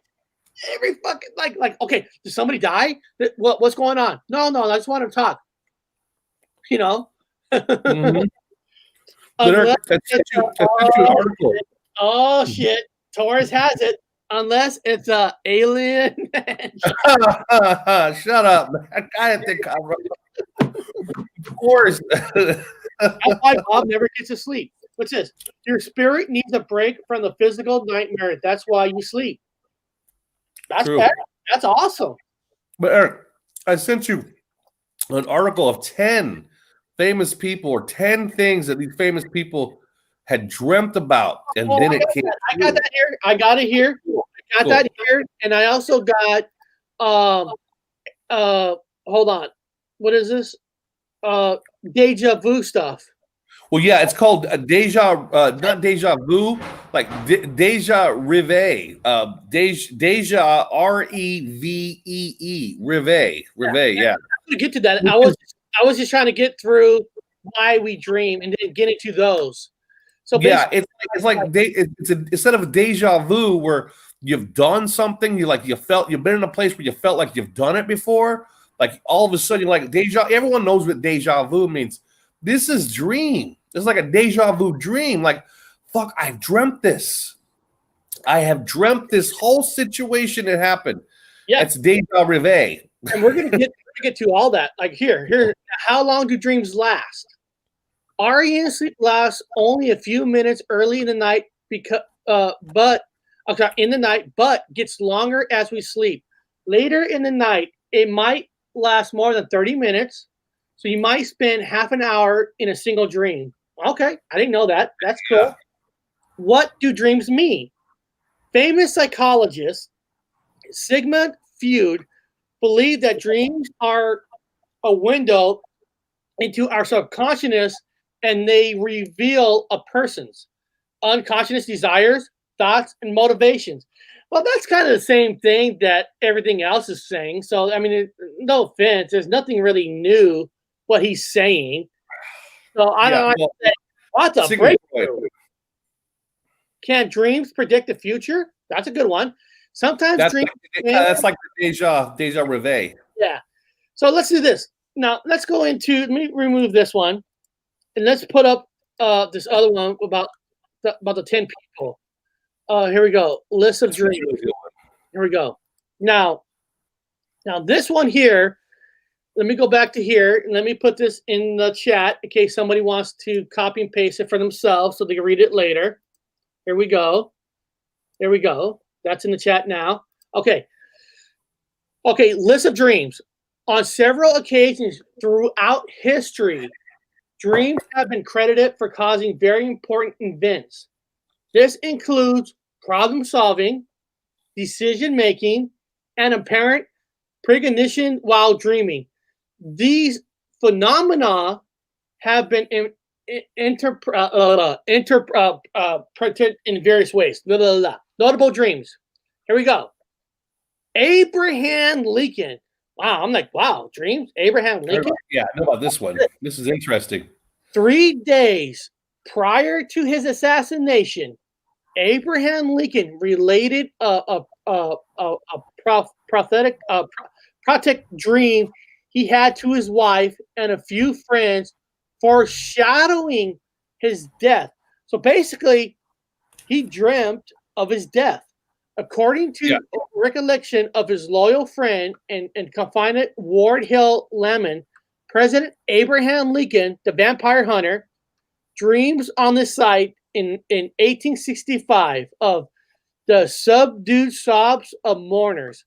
Walking from room to room, he noticed a corpse lying on a catafalque in the White House East Room. In the dream, Lincoln asked a soldier standing guard, "Who is dead in the White House?" To which the soldier replied, "The president. He was killed by an assassin." Lincoln jumped out of his bed. Whoa! At this point on April 11th, 3 days after his vivid nightmare, Lincoln was shot dead at point blank range by an assassin, John Wilkes Booth, while attending the theater. Now, is it just luck that he had this dream 3 days ago, or was it a sign for the future? But ask yourself this: who was in the coffin? Who's in the coffin? Yeah, who's in the coffin he's talking about? Who was in the coffin at the White House? Who was in the coffin? Well, he asked the soldier, and the soldier said the president. Okay, then who was it? It didn't exactly say his name. That's true. So technically, he just said the president. We don't know what president is in there. I mean, well, who else was got killed in the future? Maybe that was John F. Kennedy was in a coffin, the same coffin that that Lincoln was in. The same, not the coffin, but they can't just bury one guy and pull him out. But the same sarcophagus, whatever box, he was in the same box. Was also in the same room, the same box. Why would they pull out the same ironic box that Lincoln was laid in at the memorial where people could see his body? The same fucking box that Lincoln was in was JFK was in. So he could have saw the future, not himself, but the future. And he could have asked the soldier who was in the box, and he said the president. It could have been JFK that he saw. Because it was the same room, the same box. No, I don't know this one. Was there a dream like that for Trump? I don't know. That's a good question. If you know it, man, write it in there. We'll look it up. Don't know. That's wow. That's I never heard. I mean, he tweets everything. He could have tweeted about a dream about dying. Yeah. Maybe. That's a good question. I don't have an answer to that. I wouldn't even know how to answer that. I think I talked about it. I talked about this in 2016, Eric. I put out a video. I recorded myself. I got to find that video. I'll try to put it out. I talked about having that fucking nightmare where I was chased. I was chased, guys. I've never had a dream like this in my life. I was in a convertible with my dead gay older brother, Mike. We were in a fucking convertible and we're driving to some seaside British looking town. Now I'm over here in England running around all over the place in Europe. And I was in a seaside British or European looking town, seaside town. I get out of the car, everything's shut down. Everything shut down. I've said this before. Everything shut down. For some reason, the townspeople, nobody, everything's locked. I get out and I'm gonna look through the windows, and my older brother's like, get back in the car, I'm leaving. I said, I'm not. We came all the way here. I'm gonna look in the windows at least. I've never been here before. Get back in the car, we're leaving. I said, I'm not getting back in the car until I at least look a couple shops in the windows. I want a window shop. There's nobody here, everything's locked up. So I go walking around, and my brother, Eric, our brother, Mike, takes the fuck off in the car, drives down the mountain, and leaves me. And then darkness was coming, and then this big-ass asparagus-looking fucking lanky-ass monster tall guy was chasing me down the streets. Nobody in the town. I went through a church. I was fucking flying over the stupid-ass whatever sit-down areas, and it was all piled up like no one had been in there. I made it to a closet. I open up the closet, and there's people hiding in there. I get inside there, and I realized, I told people, you know what? Whenever time I stop, it stops. When I stop, it stops. It never catches me. It just runs, and it stops. So I wasn't afraid anymore. But everybody in the thing was afraid. I just wanted to sleep until Mike showed up, but Mike never showed up. Now, Eric, a year later, what was it, 2 years later, Mike died. Mike died. I'm like, what the fuck? Did I see Mike die before? That's fucking freaky. Then Mike left me there, but Mike died. So I was like, wow, man. That was weird for me. And I never really dreamt until after 2016. Before 2016, I didn't have no dreams. No, that is because weird. I was taking all them pills, but now I take no pills. Zero, zilches. I just take CBD. And I dream like a motherfucker. Everybody in the chat, if you haven't had a chance, please go in here and put in your vote on a poll that I put out, because I did put a poll up. What are dreams? And I put 5 things that I kind of found on the internet that's kind of the popular things, or you can leave a comment where I only got 16 votes and I want more. So if you guys get a chance today, make sure you vote on this, because it says right now, unresolved emotional conflicts, 31%. Subconscious imaginings that contain sounds, only 6%, because there's a thing that people are dreaming because of sounds that they've heard. That was kind of interesting. Now, here's another one with disconnect memory fragments. Some people believe that it's just disconnected memory fragments. You have different memories, and since they're disconnected, it comes in a dream. Try to put those dreams together. That's one belief. Some people believe that hidden messages from another dimension. That's why you're dreaming. And actually, that's 31%, along with unresolved emotional conflict. Or some people believe that it's clues for a paranormal effect, where some people believe that word changes and all that. Your dreams are some people believe that dreams help clues for that. So if you guys get a chance today, please go in there and put in a vote, because I like to see that 60 votes get higher, because I'm really curious on what people think. Or you can just leave it in the comments. I think dreams can be differently things for different people and for different purposes. I have had many that seem to be just my brain connecting various memories and emotions in some kind of story. Others, however, well, I'm not really sure what's going on. I have a dream world that is separate from the real world, with people and locations that I don't know in real life, but seem similar to me when I'm dreaming. It feels real to so much so that I awaken confused about where I am. I have had a few where I could feel myself sinking back into my body as I woke up. It's as part of me actually visit another world or dimension. I see that. I have had another life going on. And then I have to leave it and come back to this one. This I read because this one is fucking awesome. It is. Now here's our friend girl. She actually left me a comment. Not sure, but I sure do not like my paralysis dreams. Most of the time, I can switch off my dreams by imagining a switch on and off. I see turn off, then I don't dream. Okay. Dreams are your collective thoughts and what you know from birth until now, but with some knowledge we don't know yet. See, I love these comments because we, we really 100% really don't know. Unless you're a psychic spy, then you can go anywhere you want in your dream state. Then you can go up like little silver thread. And you just kind of go anywhere you want, manipulate things, fuck with things. But guys, if you guys leave me comments like this under the polls, I try to make sure that I read these polls and I read the comments that you leave, because part of this show, guys, just not me and Bob reading what we know or what's being said. I like explaining on what you guys are saying. Yeah, and then we sell this information to the government. Here, dreams are the past, present, and future, and they could be. They could be.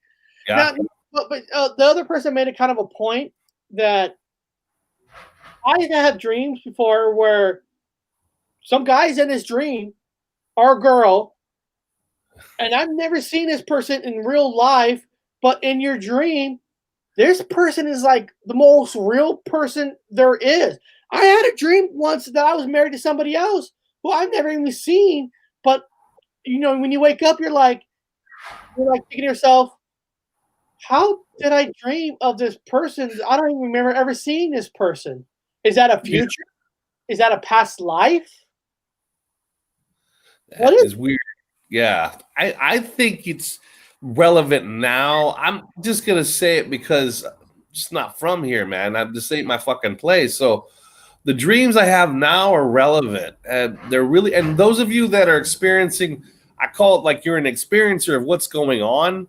Those of you that actually are having that situation where, this ain't your place, you just feel it.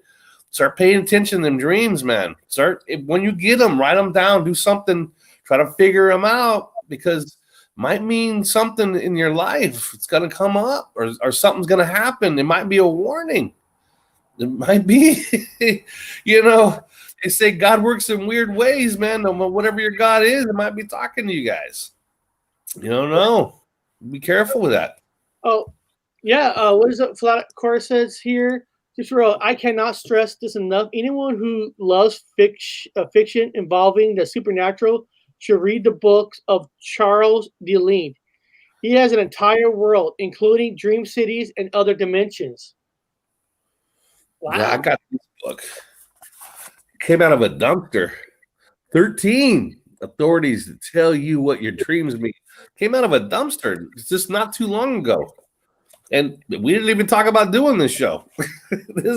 Eric just said it today to me. I'm like, oh, ironically, I have this book I pulled out of a dumpster. It even talks about, like, there's a section on biblical dreams where people actually out of the Bible, they've actually had things come true. And all kind of Caesar. Eric, let me read this real fast. It's not Bible stuff. Different. Let me see here. Many kings and queens have had given warnings of impending danger through a dream. Hold on, I took my face off by accident. But hold on, in a dream, Caesar on the night before he was murdered, continually had the same dream. He saw himself soaring above the clouds on wings. Caesar's wife also tried to warn him of an impending danger. She too had experienced a terrible dream the evening prior of assassination. Same thing with Lincoln. The Emperor Marcian, Marcian, dreamed that he saw the bow of the Hunnish conquer break. This took place on the same night Attila met his death. Another bow. A lot of bow dreams. A lot of dreams of bows. Seen that too. Yeah. So a lot of dreams with marriage and divorces, like you talk about with marriages. Going back to, see here. me see. The Bible's filled with a multitude of excellent dream prophecies, both the Old Testament and the New Testament. Some authorities claim that the book of Daniel was written from a dream. The book of Daniel, written from a dream. The book of Daniel contains a number of prophetic dreams, which are fulfilled or which were fulfilled to the letter. The insanity of Nebuchadnezzar and his downfall were presaged, whatever. So was eventually the overthrow of the despotic Belshazzar. So the dreams that play a major role throughout the New Testament. The Holy Family was advised in a dream to go to Egypt. Pontius Pilate. Pontius Pilate's wife warned him after she had a vivid dream at the time of the crucifixion. So apparently, he knew before that was going to happen. There's a whole lot of shit, even in the whatever book you have. There's a lot of dreams talk. I mean, this is a kind of a cool comment. Have you ever had an out-of-body experience? Had them all my life. Out-of-body experience is like a dream that feels almost completely real. Yeah, I have. I always attribute it to being high, but yeah, I've had those. To debunk it. Let's see what else that list has on here. Let's see. A lot of good stuff, man. Stein was inspired by a dream. Okay. I saw pale spirit of unhallowed art kneeling beside the thing he had put together. I saw the hideous phantasm of a man stretched out and then on working of some powerful engine, show signs of life and stir with an uneasy, half-vital motion. Frightful will be effective of any human creator of the world. Okay.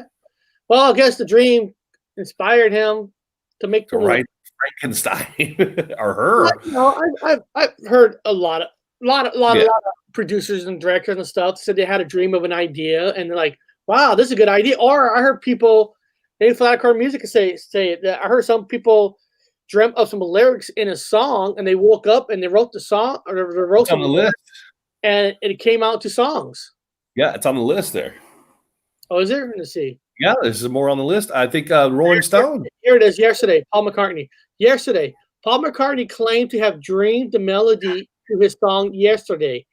After he woke up, he thought it was just a vague memory of some song he heard when he was younger. As it turned out, that he had completely thought it up the song himself. He recorded it, and it became the most often covered pop song in the world. Yeah, I think Rolling Stones is there. Let's see. Rolling Stones. Or did I pass it up? I think you pass it up. Kubla Khan. The Sewing Machine. Terminator. Hold on. Director James Cameron said the title character in the Terminator was inspired by a dream he had under the influence of a soaring fever. So he actually had a fever. It was a vivid dream where a gleaming figure of doom emerged from fire, a metallic skeleton monster with a rictus smile and a burning red eye, dragging itself across the floor with kitchen knives. He states, I was sick from a dead broke in Rome, Italy, with a fever of 102. During the final cut of Piranha 2. That's when I thought of a Terminator. Well, first of all, you probably thought of Terminator because you were making a horrible movie called Piranha 2. So the dream probably saved your career. So you better thank God you had that fever, because a lot of people don't get a lot of big breaks in life after making a Piranha 2 sequel. No. That's pretty interesting. So he was pretty much fevered to half death, and then he thought of Terminator. Well, ironic. Well, I can see that. I mean, he probably, like everybody else, probably saw the TV show, Battlestar Galactica with those robots, AI robots kind of stuff. And then you just happen to have a dream that puts it in a perfect kind of a world. Like, damn. Yeah, I'll be back. I'll be back. Be back. What? what's this here? Prophetic dreams. Several historical people have experienced dreams which they believe to be warnings that they were to die after they woke up. New York lawyer Isaac Fronto had a dream before boarding the RMS Titanic. It seemed to me that I was a big steamship that suddenly crashed into something and began to go down. He had the dream again, went on board the Titanic, and was alert to the danger when he heard about the iceberg collision. You know what? This reminds me of what's that singer's name? Richie Valens. Where apparently, Yeah. apparently Richie Valens, I can't say it's 100% true, but he claims that he's a dream of plane crash and all that, dying, and then of course he never liked to get on planes. But that one night that they flip a coin, he won the coin toss, so he got to fly on a plane and he died. Apparently, he dreamt that he was going to die in a plane crash. Yeah, I remember that too. I remember that. Yeah, I remember that little history note. They talked about him saying it. Wow, man, that'd be fucked up. Or did he die? Or do we actually, if you're Viking, you don't die. You just keep going. Like the Energizer Bunny. What is this? I never had an OBE, but I have experienced something like sleep paralysis, and every time it happens, I am in a house like mine, but different. I mean, we talked about this before with alien abductions in a way, or visitations from whatever's.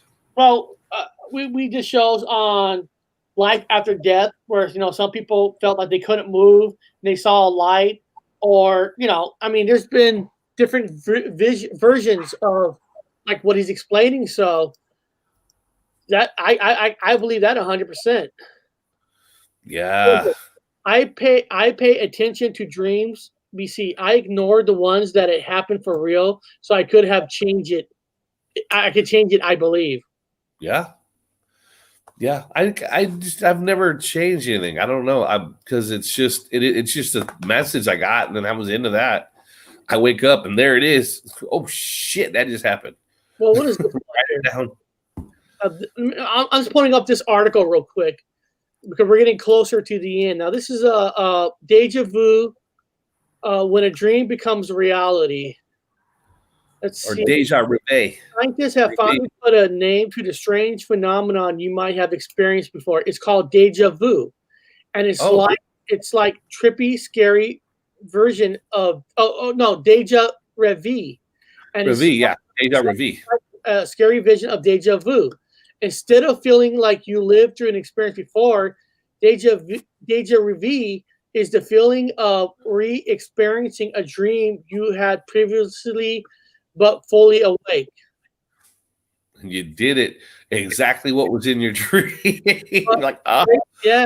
Now, what is the difference between deja revi and deja vu? I don't know. Deja revi. Yeah, but you explain that. I read too much, losing my voice. Well, yeah, deja vu is like you've done it before. Like you went, man, I've heard you say this before. I heard you say this before, and I was sitting right here when you said it, word for word. Everything was 100%. We've done this before. This situation we had right now, I fucking did this before. Deja vu. But deja revi is when you had a dream and you dreamt it. And then you go out to the day and you sit in that seat, and all of a sudden homie was doing whatever. You're like, I dreamt this, man. I was asleep last night. I woke up, I scratched my fucking face, and I dreamt this situation right here. But it was a dream. It wasn't a deja vu where you're in the situation. There was no dream involved. I've done this before. Like, I've done this before. What the fuck? I've done this before.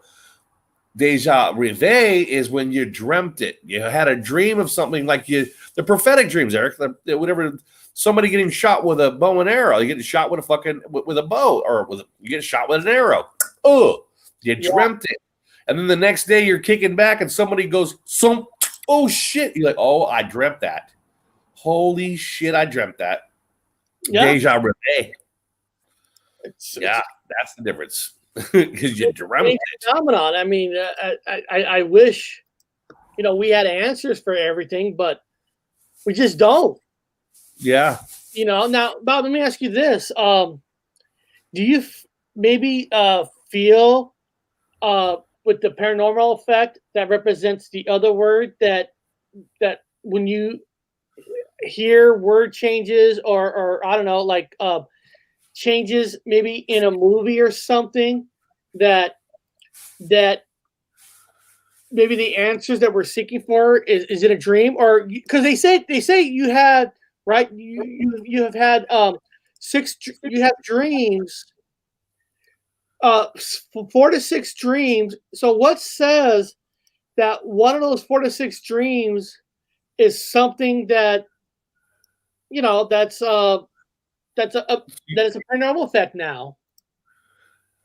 That's a hard one because, I mean, I'm not going to, because let's put it this way, we'll use the big example. Again, Ellis Island, man.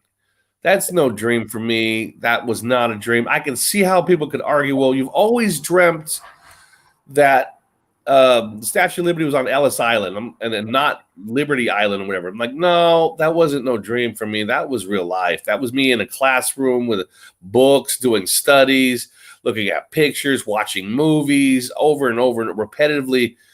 That's solid. So I know what you're saying, and some things could have been just a dream the whole time. Like Curious George, I just use the basics, people. Curious George never had a tail. Well, in my dreams, he had a tail. Maybe like that would be more of a, something minor, maybe. I'm not trying to debunk it all, but I'm just saying if a possibility, say we dream 4 to 6 times. We debunk here, so yeah. If you dream 4 to 6 times, you don't remember none of your dreams. Some things could have been like Dottie from Moonraker. I don't think it was, but you have to bring that up.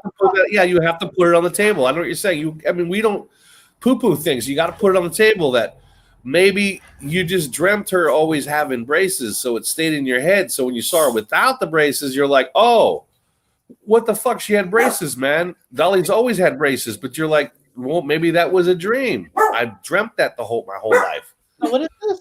Didn't you read the same paragraph yesterday? Did I? Did I read the same paragraph yesterday? Did you? No, he's messing with you. That happened to me. Dad had a break and got hurt on a hunting trip and decided not to go.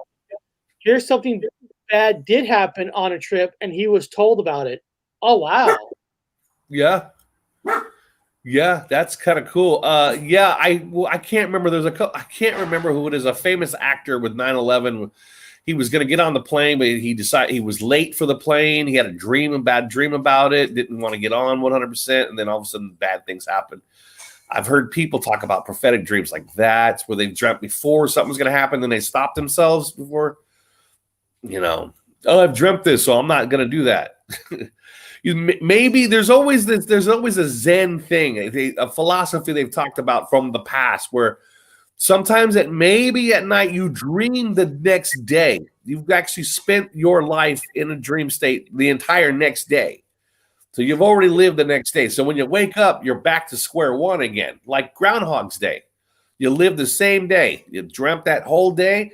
You go back to bed. You wake up. That day hasn't started yet. And now you're going off the day. You're like, whoa, I'm not stepping in front of that car because that car is going to hit me. Well, everyone's like, what are you talking about? I'm just standing right here. I'm not moving in front of that car. That car hit me. Well, you're crazy. I don't know, man. I had a dream that it hit me. Car goes by, it didn't hit you, then you continue your day. That's another philosophy for the dreams. It protects you, like a little way of protecting you. Two of these on this top 10. I mean, everybody in their life does have dreams of public nudity dreams, sex dreams. I mean, come on. I mean, that's sex and nudity. No matter what, it's in your head somewhere. So that's not very. That's not very uncommon. That's very common. Yeah, that's common. I've never had one. I've never had a dirty dream. Well, now the number one here might be interesting. Let's see here. Flying dreams. Let's see here. Flying dreams, with or without wings, airplanes, and other aircraft, often indicate an overall sense of an accomplishment, freedom, and sense of power. Conversely, problems encountered while flying, power lines, trees, mountains, mechanical breakdowns, fear of flying too high, indicates struggles to stay on course. Often this means something or someone is standing in your way from moving forward, or that you're afraid of the next step in success. Now, you know what? Flying dreams. You know what this reminds me of? What's that? I don't know if you remember this movie. No. The guy for Saturday Night Live, Modern Problems. Yeah, Dan Aykroyd. Chase. No, Chevy Chase. Chevy Chase in the movie gets his chemicals all over him and gives him powers. And then during a night with his power, he was dreaming that he was flying. Like you're saying, it indicates a power sense, accomplishments. Maybe where the movie kind of got its basis on, because he worked at an airport. He was the airport in the movie. So maybe I can see that where now he got his powers, and when he was dreaming, he's flying. It makes sense now. Well, Big Lebowski, remember Big Lebowski dreamt that he was flying with his bowling ball. So he's just a pothead, but he was flying with his bowling ball. Then he had Saddam Hussein in it, and the whole his character. He was afraid of nothing. He didn't care. He's so simple. He wasn't afraid of it. That's a sense of power. Yeah. I've had flying dreams. I've never had a they call them wet dreams. I never had a sex dream. I've never had a public nudity dream. No. You don't know, because technically it says you have 5, 6 of dreams, and most dreams you can't remember. I would know. I think that one I would know. I just never had it. Most people do. The majority. You're not weird if you do. So the majority of people do. I've just not had one. I don't know. I'm a computer. I don't know. Public nudity? No public nudity dreams. That's common too. These are the top hit ones. These are most people. Was it falling? I've had a falling dream. Yeah. Falling dreams are a terrifying phenomenon nearly every person experiences at one point or another in their lives. Falling dreams are often significantly imbalanced. Insecurity, anxiety, inferiority, and or the feeling that a situation in your life is out of control.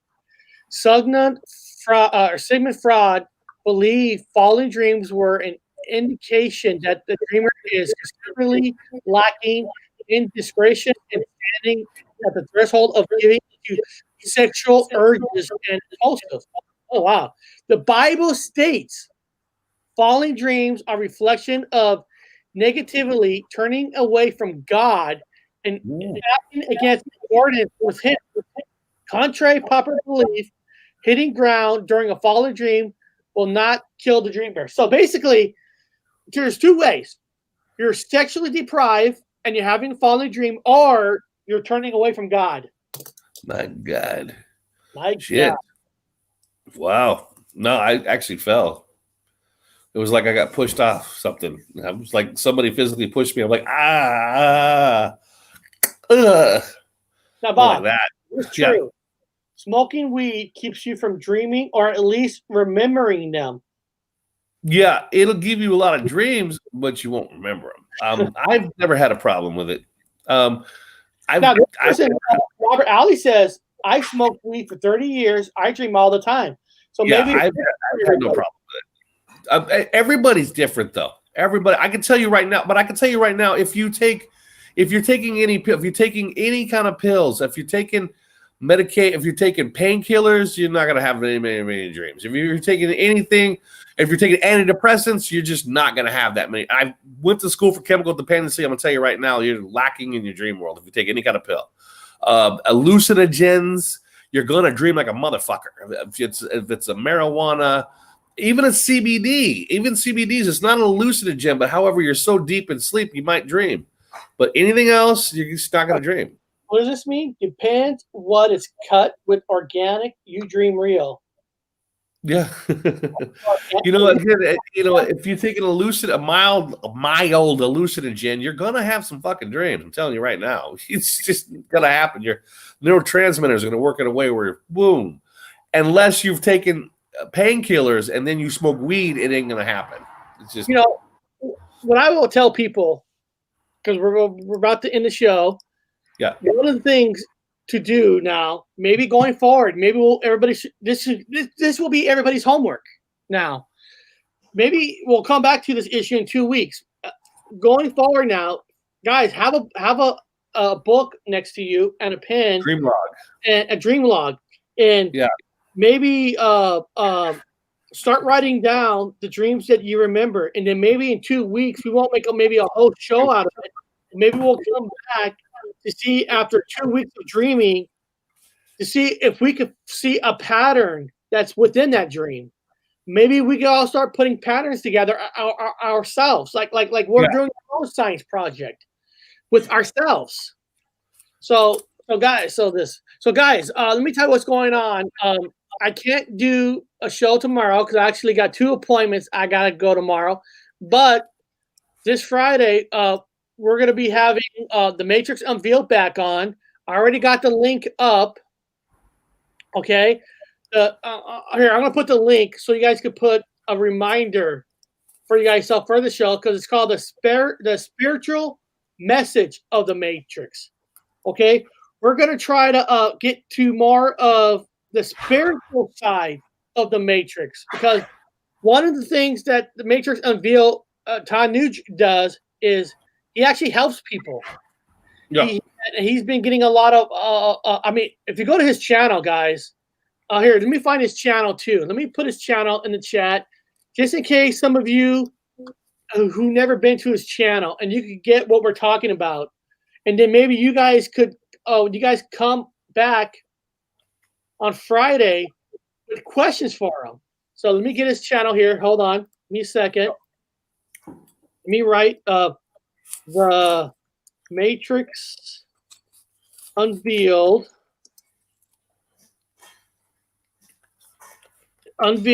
and then here it is. This is his channel.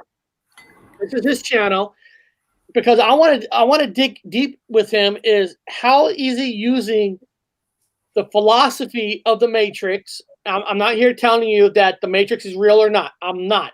But he is helping people.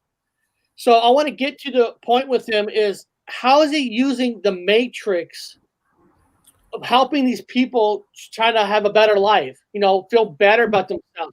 These people are feeling better after he does one-on-one talks with them. So I want to dig deep on the spiritual side of the Matrix. So we know you could take the Matrix and say the AI controls it. We're all going to die. The whole world is going to explode, blah, blah, blah, blah.